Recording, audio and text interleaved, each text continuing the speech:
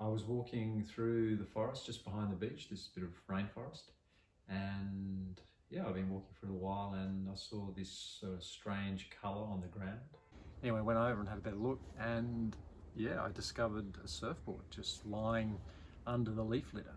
I picked it up, had a look at it. It was covered in like tree roots and fungi and all sorts of stuff. It had been there for at least 10 years, maybe 15, I would guess. It was a 1970 shape, around about 1970, so it was a single fin, big broad nose, big swallowtail.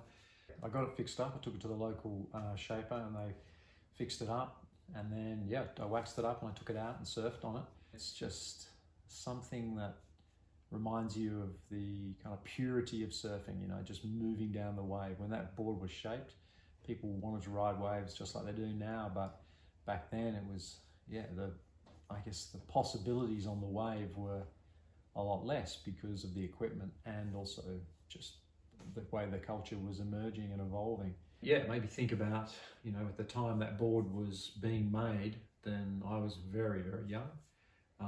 And really it's pretty much as old as I am.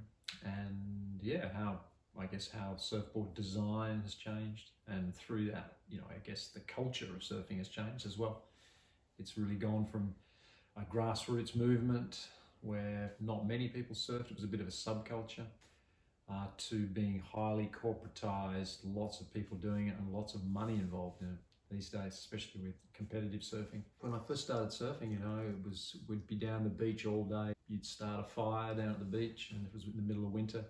And yeah, when you got cold, you'd come out of the surf, warm yourself up around the fire, have a billy of tea or something, and then yeah, you'd go back in. I think it's definitely more competitive now, like just in your local break, you know, people are competing with each other. Whereas back then it was less people around, so you were just working together. Like you'd go to a new surf break and you might have been the first people to ever surf on it. The great thing about it is that it's more accessible for people, and particularly women and girls. Like that's great, that's been a real improvement. I've taught my own kids to surf, you know, I guess I was able to pass the skills on to them. And yeah, I mean, it's great that its popularity has increased. I think that's a good thing, but I still feel like there's something that's been lost as it's become more popular and more valuable, I guess, to large conglomerates